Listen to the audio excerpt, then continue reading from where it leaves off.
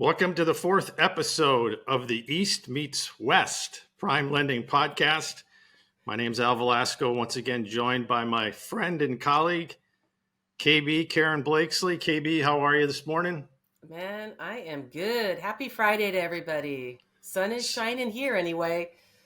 So I think the last time we were together, we were in Las Vegas for our Power Producers trip, which was an awesome time. And I have to share one quick highlight of the Vegas trip because full disclosure, I'm not a big Vegas guy. I've been to Vegas many times before for work trips mainly.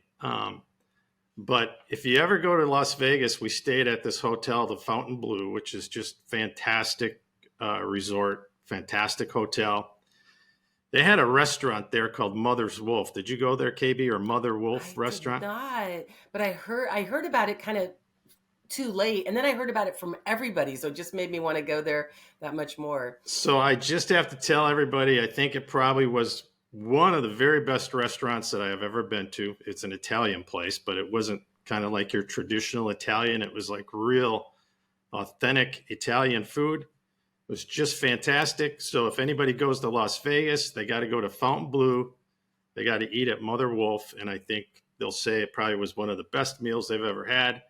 It was a cool vibe, great food, great service. So I feel a little bit better about Las Vegas now that I found at least one restaurant that we can go to and enjoy ourselves. So KB, what was your favorite part of Vegas?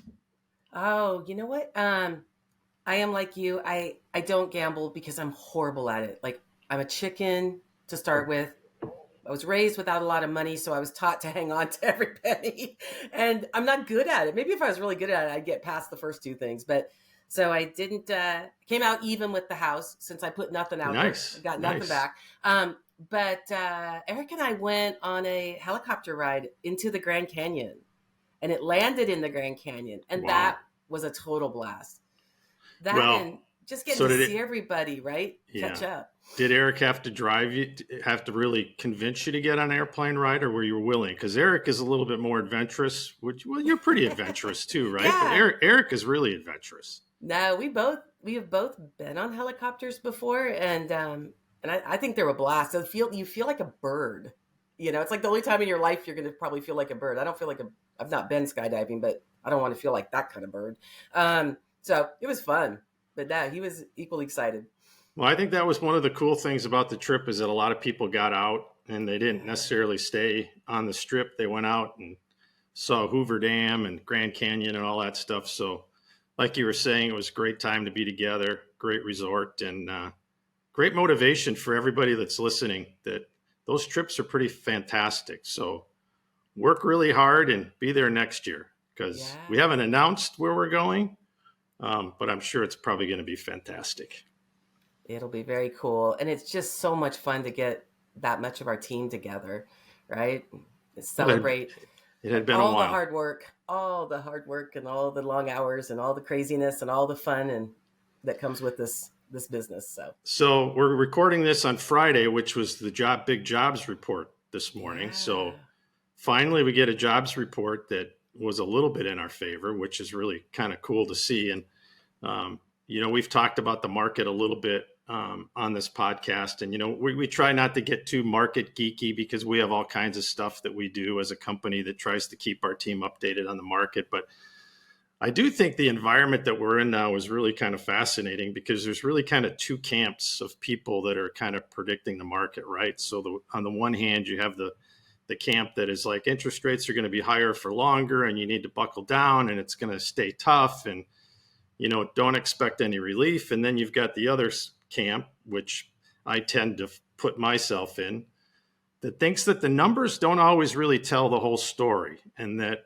you can look at all the different reports that come out and all the different experts that are talking about where they think the market's going. And they love to talk about different stats, so I've got one that I'm focused on that I'm going to throw out there, and it's a little bit out there. But did you guys notice the Starbucks report, earnings report that came out this week?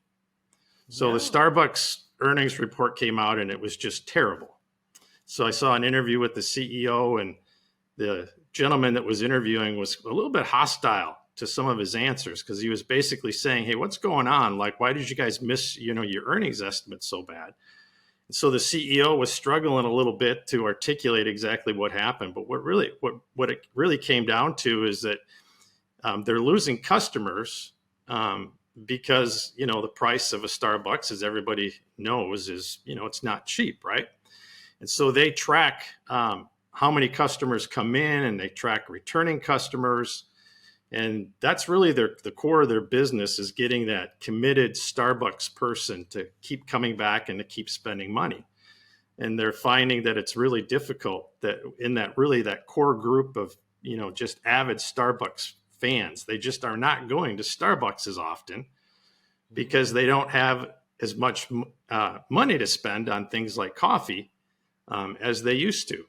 So I tend to like to geek out on some of that stuff because I think it gives a different perspective maybe of the consumer. And I think when the consumer gets to the point, where they're really having to ask themselves, do I need to pass on the Starbucks?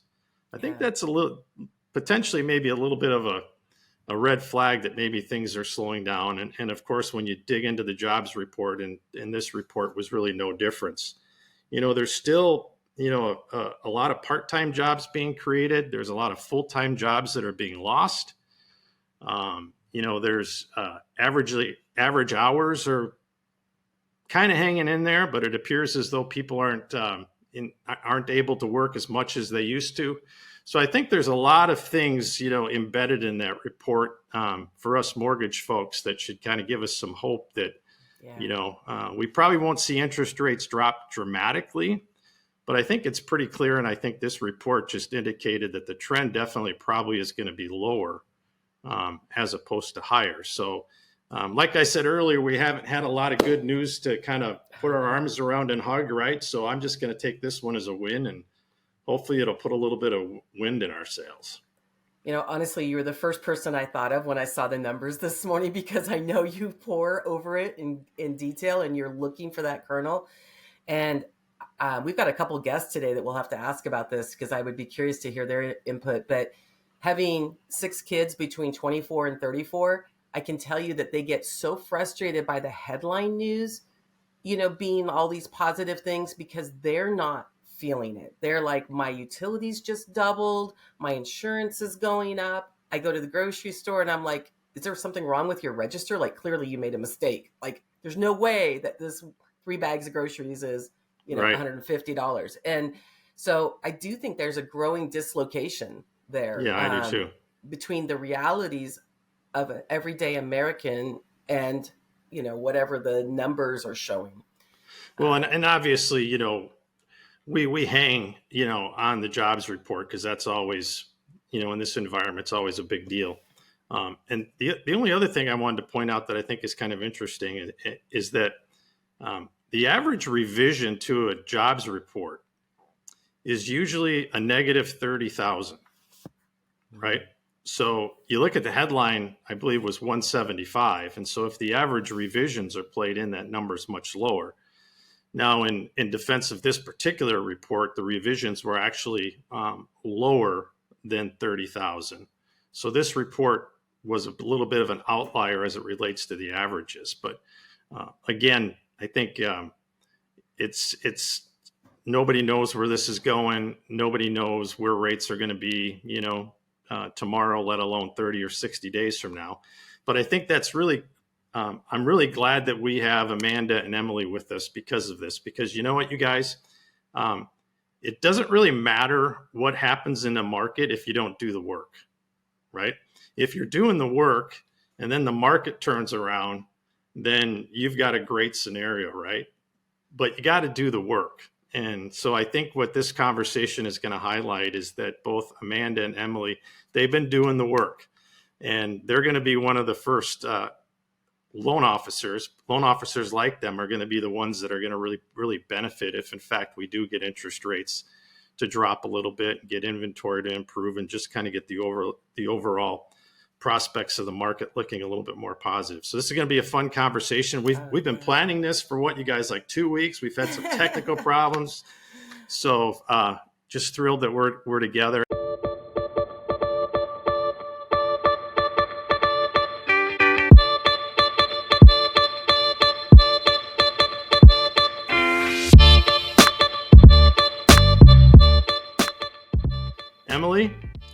think I first met you when you were 16 years old.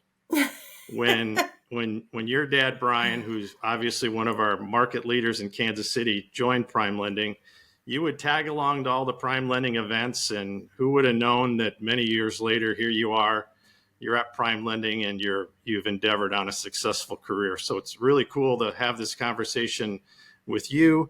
And I also want to put on the record, because I know your mom's probably going to listen to this, Jamie. Everybody knows Brian Conaty, but the real secret to the Conaty family is Jamie, not Brian. So I just needed to get that on the record so that everybody knows. I know they're going to be impressed after they hear from both of you guys today. So thrilled to have you both with us. All right. Well, now we get to dive into our favorite part of the podcast, Al. And if anybody's catching this as our first podcast, I'm going to go back a little bit and tell you our why. Our why is both Al and I have been lucky enough to be with PrimeLending for over 15 years. And in that time period, we've done lots of good work, hopefully. We've, hit numbers and all those metric pieces. But I know what speaks the most to his heart and mind is the people that we get to do it with every day.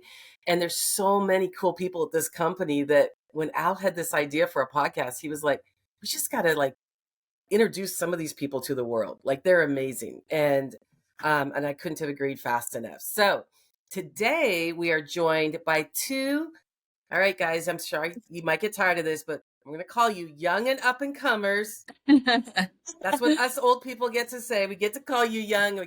Definitely you're up and comers. But please, you guys, join me in welcoming Emily Conaty, a loan officer from our Kansas City, Missouri branch, and Amanda Jones, hailing from our Greenville, South Carolina branch. So welcome to both you guys. You guys have some different ways that you came into the business, which I think is super interesting. And then also, you're both just experiencing tremendous success, and you're getting there in some different ways. And that was one of the things that really intrigued Al and I about both of you. But let me start with a little bit more introduction. Emily is from Missouri originally. She is a University of Missouri grad. So go Tigers. I don't know if there's a little, hand symbol or anything that goes with that. I'm sorry. I don't know, but go Tigers. And she started off in sort of an ancillary part of the business in title insurance, which is something every loan has to have, and then joined PrimeLending about 3.5 years ago. So she does have a baby.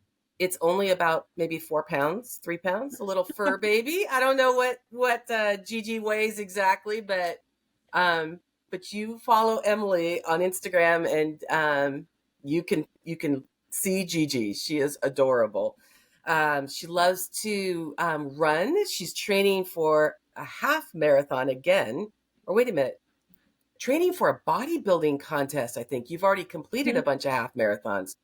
Oh, my hands down to you. And and she's got she loves doing the BNI networking and being super social in that. So welcome, Emily. And then Amanda Jones in one of my favorite towns in the South, Greenville, South Carolina. I'm up in Raleigh, and I'm so embarrassed and jealous because Greenville has just exploded in growth past Raleigh. It is, if you guys have not been there before, you might think, why would I go there? You need to go there. It is a total blast. It's growing and vibrant. The downtown is super fun. It's just a stone's throw from the mountains, from the Blue Ridge Mountains, and from rafting and hiking and all kinds of fun stuff up there. But Amanda's been in the Southeast her whole life. I think you grew up in Savannah. Is that right? Yes. Okay. So you guys might hear a little Southern accent here. Yeah, I haven't had a good Southern accent unless you put my fake one on there. And she graduated from Vanderbilt University. Yes. So, okay, you guys have one of those odd mascots. I want to say it's a Commodore, right? Mr. Commodore. Yes. Commodore. It's an interesting mascot for sure. Yeah. I remember seeing him at the basketball games. And Amanda has been in and around the industry a little bit longer than Emily, probably 17 years total, but she's been fully in the mortgage lending side of it for just 3 years. So she did some real estate, and some other types of lending and sales, but she's been throwing herself full bore into mortgages for the last 3 years, and relocated to Greenville. Was it during COVID? It was before that. It was Okay. During the recession. Okay. So we came back home. My husband's from Spartanburg, so back in 2012. Very cool. Yeah. She is also a mom and a wife, and she loves mentoring others. She's a heck of a tennis player. Are you I don't know about that. into you into paddleball? Not Pickleball. pickleball. Pickleball. No, Ah, I haven't gotten there yet. I just was seeing if anybody was paying Paddleball. attention. Oh, I love Ping it. pong, what's it called? Pickleball. Yeah. Me either. So I like to make jokes about it because I don't think tennis players devolve the pickleball, do they? I mean, I played tennis as well, but I'm a big pickleballer now too. So really? Okay. Oh, good for Well, you. Yeah. All right. And she also loves game nights, which our family loves. So that's super fun with family So and fun. with friends. So welcome both of you guys. So I just want to start off by saying it's always fascinating to Al and I how people get in this business, because very rarely do you see the little kid in first grade right on their what I want to be when I grow up, a mortgage lender, right? it's like it's never happened. No, I don't think it's It's never ever happened. Even with us, who could our kids should have written that, right? But no, they didn't. So Emily, tell us how you got in this business and got started. yeah, so during college, I wanted to go into wedding planning. That was always kind of my dream. And then I met some people through title insurance at Continental Title here and did marketing for them, got into closing. COVID hit, and I kind of didn't think it was the path for me in the title insurance world. So I know a guy in the lending world. And so I gave him a call and just, asked my dad kind of what that would look like. And so I switched over, back in 2020. And it was the best move ever. So I kind of just fell into it. I feel like title insurance was a great intro into lending. So Yeah. So did he tell you he thought mortgage lending would be a good thing, or did he have to convince you that it was a good thing? no, I think I already had kind of convinced myself that I could see that there was a lot of potential to make more money than I was making, the flexibility. So he was a little bit more like, are you sure? Like, you want to get into this? But it was a great move. So What do you now, 3+ years in, like, what do you really love about it? I love the flexibility of the job, probably the most. I mean, I get to go meet with people. I can, I love meeting new people, learning about people. So networking, I can do all that, but also, I do enjoy numbers, which I didn't think would be a thing, but I do enjoy kind of running like different numbers for people. And I think really the main thing is flexibility, and the networking is what I really enjoy. Beautiful. All right, Amanda, how about you? So I actually did go to school for economics. So I All love right. it. I love the whole concept of expecting or looking at the numbers and seeing how people are going to react. And so that's why I started in banking originally. So I was in commercial real estate lending, but then decided to go into residential sales after my banking career, and really loved being a realtor. It was the most fun to help people find their home and find their dream and their life and their family and where they were going to be. And then when the Great Recession hit, I was actually working for a custom builder at the time and decided to go into management for real estate. And I managed for 12 years. So I got to help the agents become as successful as they could possibly be, learn how to grow their business through networking, and then really help them understand how the transactions work and how to work with people to make sure that we could allow them to give us their control and make it a little bit easier for them to close. And so after managing for so long and actually managing through COVID, it was very, very stressful and a lot of work constantly. And I have a little 12-year-old whom I love and adore, and I only have probably 6 more years to be with her every day. So I wanted to take a little bit of a step back, take a little bit of a break, I guess, from all of that management of 300 people.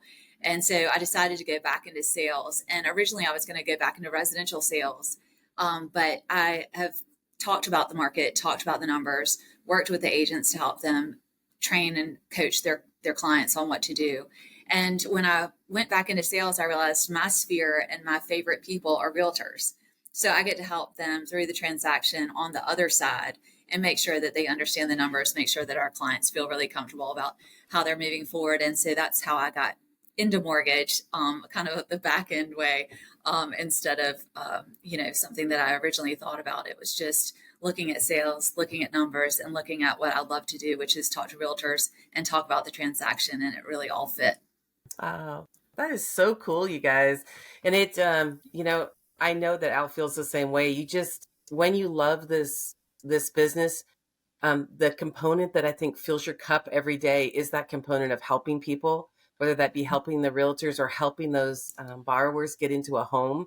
And I don't care if it sounds corny, man, that changes the course of a family's life oftentimes. And, just puts them in a really stable place and a healthy place. And so that's really exciting. I Well, and agree. Amanda not only graduated with a degree in economics, but she was magna cum laude, right? So we're Wow. like, So I'm a huge geek. Huge right? geek. Like, but I think that's I kind love of it. cool. I think that's kind of cool though, because I think it just demonstrates just what a diverse population of loan officers that we have and different backgrounds, as you guys are illustrating today. And she's really smart, you guys. So listen to what she's going to tell you, because she's much smarter than I probably ever will be. So that's great. Well, Yeah, you I know, do when love it. and I know I think you guys are as sick as I am about hearing about it being a down market. I mean, the market is whatever you make it, right? And and we've got people, you two are both examples of loan officers in the business doing better than you have in years past. And so I want to know, I'd love to hear like what you're doing to get your name out there and to really build your reputation and continue to build on it in each of your markets. Yeah. Either one of you can Great. go. Whoever wants to go first. Oh, Amanda, I'll let you go first. Okay, perfect. So I do have a lot of realtor friends, and that's a great thing. But also, I know that it's about connecting and making sure that you're continuing to provide the service that you need to for your clients. And so I have a process that works when the clients come in and really work through my process, make sure that I'm touching base with them frequently so that they know I'm here for them. Because it's not just about getting the lead, but it's closing the lead. And really, these clients need help and they need us when they need us. So we need to be there. Like last night, I was writing pre-approval at 9:00 at night. Again, this morning, I was out and about with a realtor at 8:30 before I came into the office. I think for me, I am more of a relational person. I know that there are a lot of people that have many different ways that they can build their business, but my not job, but my love is to be in front of the clients and to be with clients.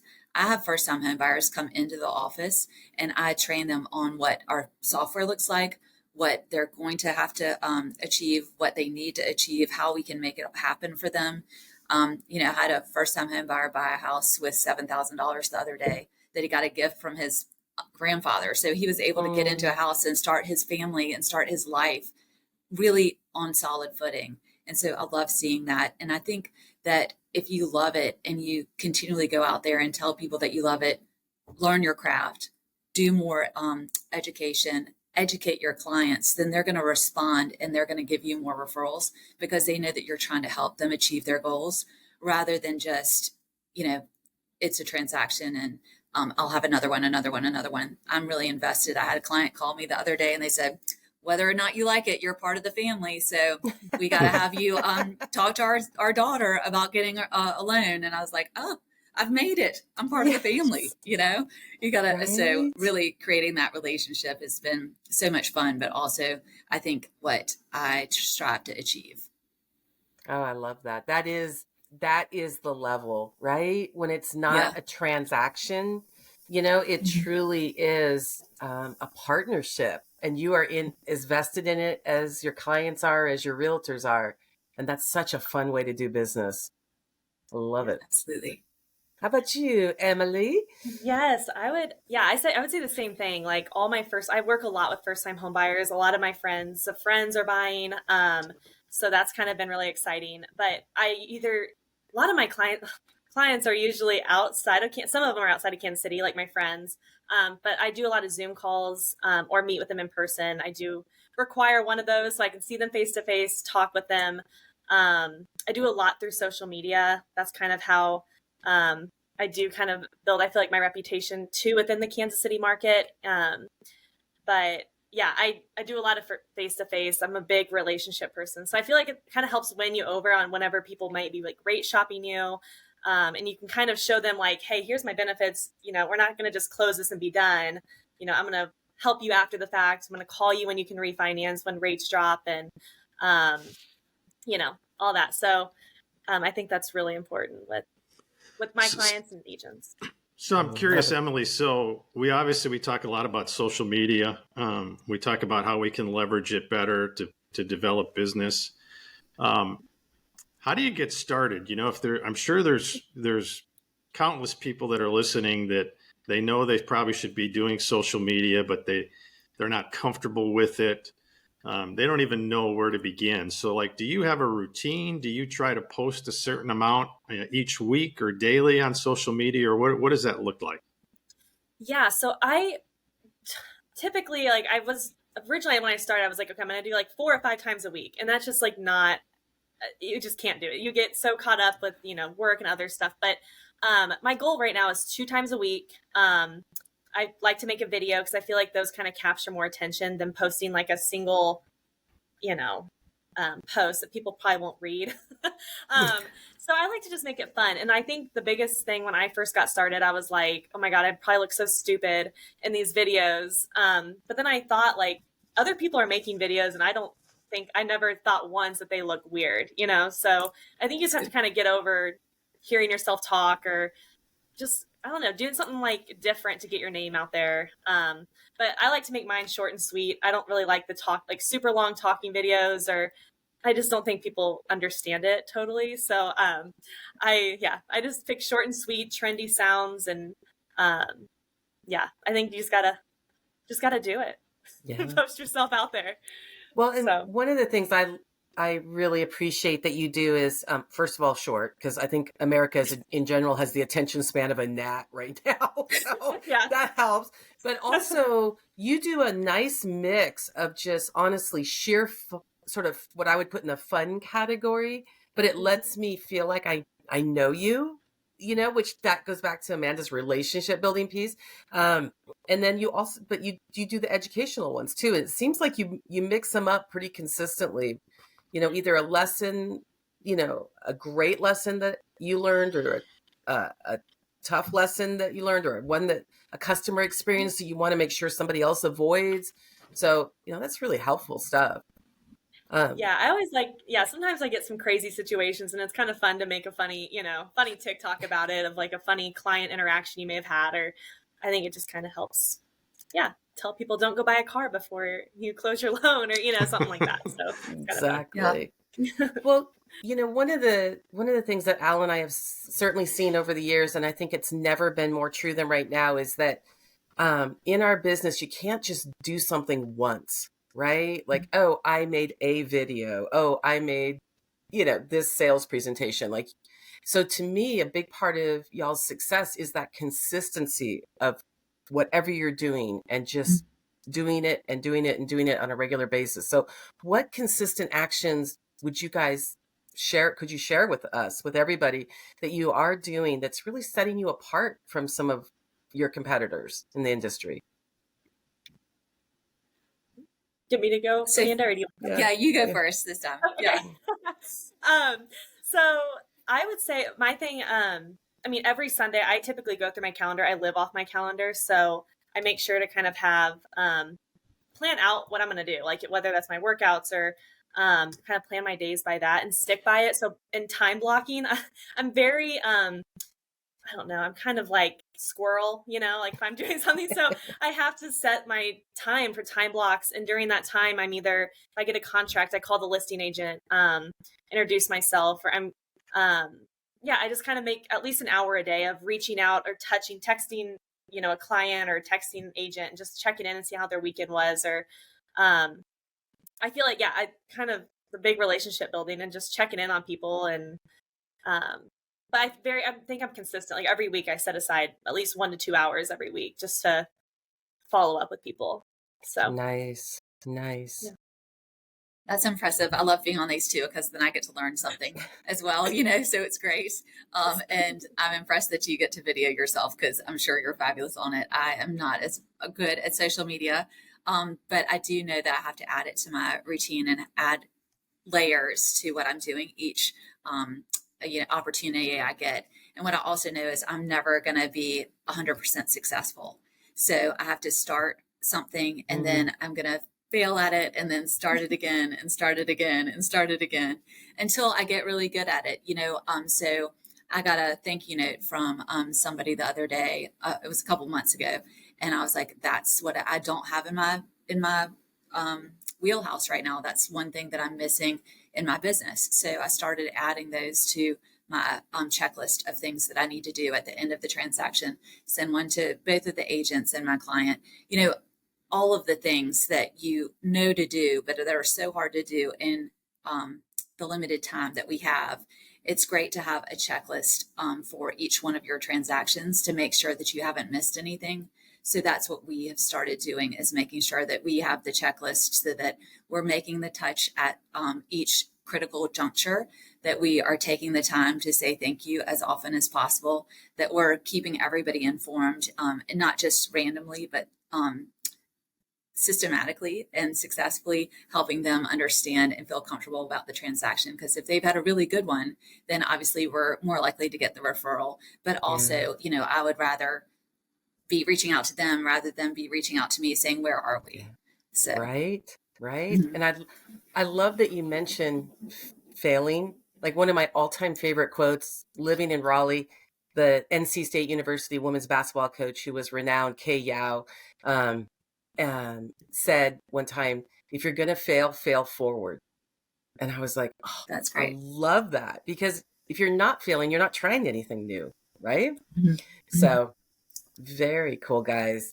Well, we had Al and I had Myron Chamberlain, another really fun teammate here at PrimeLending, on a few weeks ago. And I mean, it is that dichotomy of, you have all this freedom in your day as a loan originator, but if you don't make a routine, if you don't have things that you're doing really consistently, time blocking, checklists, thank you notes, like those kinds of things, it's going to flounder. It's just going to kind of bump along. So you have to set the disciplines yourself and really execute on them. Well, I think you guys have really touched on something in what we do is not the most complicated, industry, around. Like, people that are successful at this business, I think they're consistent. Whatever they're good at, they do it consistently, whether it's creating relationships, whether it's using social media, whatever your secret sauce is to your business, you're consistently doing it. And whether or not you have it written down on a piece of paper, you have a game plan that you use to get you from point A to point B, right? So I think that it's a message of simplicity to me in some ways, is that you're not just sitting back and waiting for the business to come to you. You have a process in place, whatever that might look like. And then you apply it consistently with your own little touch, right? And again, I think that's what's so cool about this business. And just in the short period of time that we've been doing this podcast, everybody does it different, right? And yet they're all experiencing a level of success. And so I just think the message is just, we all just have to be evolving, right? Like, we have to be trying new things. It's funny, KB, because I have a saying around failure that is basically fail quickly. Like, try stuff, and if you're going to fail at it, fail quickly and then move on. But don't feel bad that you failed. Just realize that, okay, that doesn't work, so now I'm going to try something else, right? So I think that's really cool, that simplicity of just consistency, I just think is really powerful. And it's something we probably don't give enough credit to. Right? I agree. I agree. Okay. I'm going to go in a little different direction, you guys. you're now in charge of the Chamber of Commerce for Kansas City and Greenville. And you have a chance to share like something awesome about your community with us. So, Amanda, what would you share? Tell everybody Well, what is the coolest parts about Greenville. Greenville's on everyone's top 10 list. It really is amazing. When we first came here, I was being recruited for a different job and took a tour of the downtown. And at the time, the farmers market was open.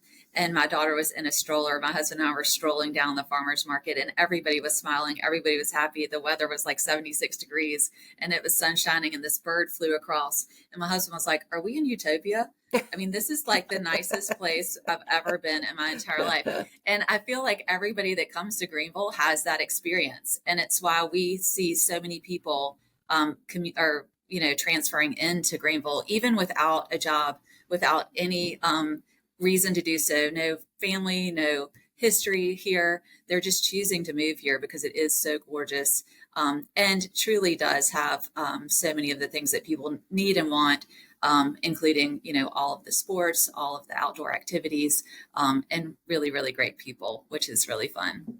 Yeah, I love that. I love that. Emily, as a former Kansas City person myself, not from there originally, but lived there, I can't wait to hear what you share about Kansas City.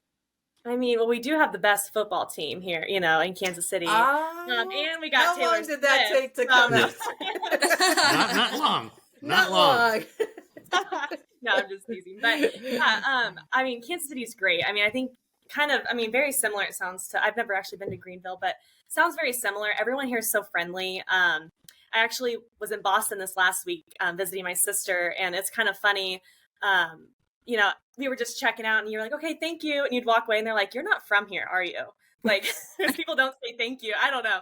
I guess it must be an East Coast thing, but anyway, so I think, everyone's just so friendly. And you can get anywhere in the city within 30 minutes. You could get downtown to Lee Summit or Overland Park within 15 to 20 minutes. So it's a really great city. It's really evolving. There's so many new parts, I think, getting added, especially if they do bring the downtown stadium here. I think that'll be huge for Kansas City. And it's still very affordable living. Right. It is. The affordability in both of your markets is among the top in the country. And you guys would not expect this if any of you listening have not been to Kansas City before. It has a section downtown that feels like you're in Italy. It's called the Plaza. And it literally is tiled and lit, and the buildings, I mean, it's just beautiful. It's like a little slice of Italy inside the very middle of our country. It's kind of fun. So how would you guys describe the real estate market in each of your cities now? Are you seeing inventory get better? Is that still a big challenge? I'm assuming that it's more difficult markets for first-time home buyers just because of where pricing levels remain. We've still seen it be a little bit more. We do have the multiple offers, but we do have more inventory, and about half of our market is new construction. So about 50% of the sales here, because there's just no resale inventory. So we're seeing prices increase still about 5% a year. We are seeing inventory tick up though. So the months supply of inventory is about 3.4 months here, which it used to be 1.7. So, it's doubled, it's continuing to move up, but we are seeing a lot of people move here with cash. They're selling other places and coming here and moving and able to buy at a higher level. And for example, I just had some clients who their appraisal came in low, and the seller took the low appraisal because they're a little bit concerned about being able to sell it again because the market is getting a little bit softer. So we're seeing the sellers be a little bit more negotiable, even though sometimes there's still, 5-6 offers on a house. Interesting. Mm-hmm. Yeah, it's kind of changing right now. So we're still behind on inventory, but we're definitely seeing multiple offers and a lot of cash. Like, we get a lot. I mean, my poor first-time home buyers, that 250, you can't even really find anything under 300 right now, unless you want to put in some work. But even those are getting, bought up by cash buyers from California or Colorado. A lot of those are kind of coming in and being really competitive. But I think it's sellers, I think, are kind of, they were similar to what you were saying with putting it on the market and with the low appraisal. We did have that, I feel like, a couple months ago, and now it's like so competitive where they're like, well, if it comes in low, we can just put it back on and sell it, for probably 10,000 more, and someone will pay it. So that's kind of what we're seeing now as May's coming in and school's getting out here. So interesting. Yeah. Because neither of you are on the coast, right? Which tends to have the wildest swings one way or another. So to hear kind of the ups and downs of where you're at, and sending all good vibes for more inventory your way, everybody's way, because that's really going to be the game changer, right? Yes. So I'm going to ask, I just want to prep you guys ahead of time, the hardest question on the podcast. And so just like get ready, do the best you can to answer. But Al and I really need to know who has the better barbecue, Kansas City or South Carolina? Well, obviously South Carolina. Imagine like, I'm going first. I've never had barbecue. I've never had barbecue in South Carolina. I've never had it. Sorry. Come on. But yeah, Kansas City's pretty good. Kansas City's got good barbecue. I got to give them that. It really does. I will say, so Amanda, my wife and I have a dream of buying a retirement place in South Carolina. So we've been there several times over the last 6 months or so. In the Palmetto Bluffton area is where we've been, which I know is not Greenville, but it's gorgeous. It's right next to Savannah. A whole bunch of Savannah people live there. My dad and my stepmom have a lot there. It's beautiful, but I have had the chance to have some South Carolina barbecue recently, and it's pretty good. It's pretty good. I'm not quite sure it's gotten up to the Kansas City level yet, but it's pretty good. It's pretty good.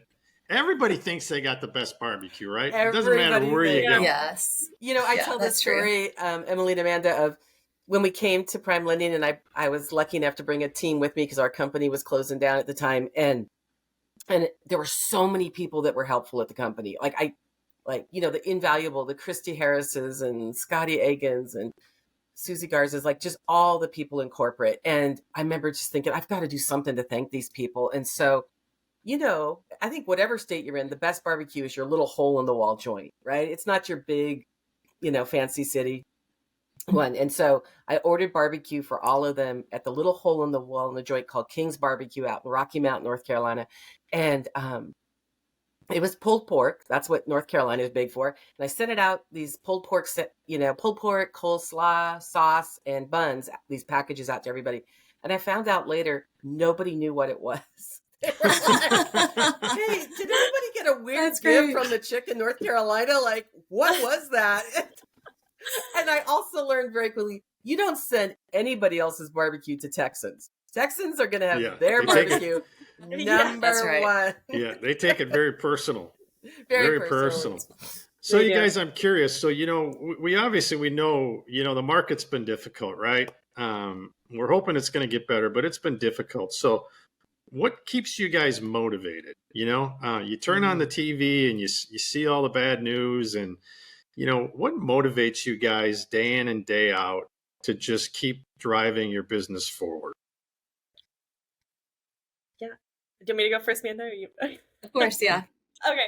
I think for me, I love to travel. I kind of try and think of like, what's my purpose of, working, or what's my drive, I guess. And a lot of it's travel. I want to be able to do that. So that really motivates me. I'm like, okay, if I, can close X amount of deals, I'll, treat myself to a trip, or, and I think just thinking about my future too, and how I want to set up for a family eventually. I think that's really what motivates me, to, kind of keep going and keep grinding. So you're motivated by fun. That's a good motivation, right? Yeah. You want to have a fun life.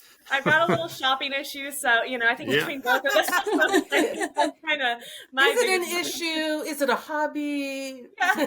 Is it an investment? Yes, a way of life. Yeah. Yeah. How about you, Amanda?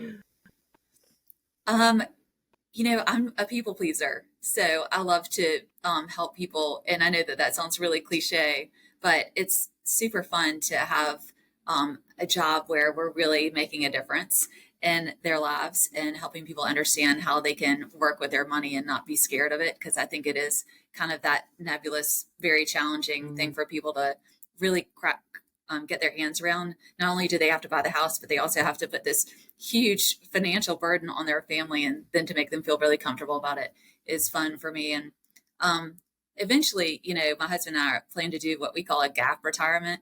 So in 10 to so years, if we're able to, take 3 years off and then travel where I'm not being tethered to work while I'm traveling. Because as you say, we're lucky that we can work anywhere and have really a lot of flexibility, but that also means that we can work from anywhere and have a lot of flexibility. And so it's hard to turn it off when we go places. So the idea is to work for 10 more years, take 3 years off, and then work after that. And that's really what we're aiming for. That's great. All right, KB. So let's put Emily and Amanda on the spot a little bit here. So you guys, what does successful 2024 look like for you guys as it relates to your business? Do you have, a production goal that you're trying to hit? And if so, what is it? And just as a word of warning, we'll probably have you guys back on the podcast later in the year to see how you're tracking toward that goal. So what are you guys shooting for this year? No pressure. Yeah, no pressure. So my goal this year is to hit 30 million or 110 units, whichever comes. Like I'm really banking on these refis to come in hopefully closer to the end of the year. And yeah, I do also want to add a loan officer support. Would be amazing to kind of help me reach that as well, so I can produce more. Very cool. That's great.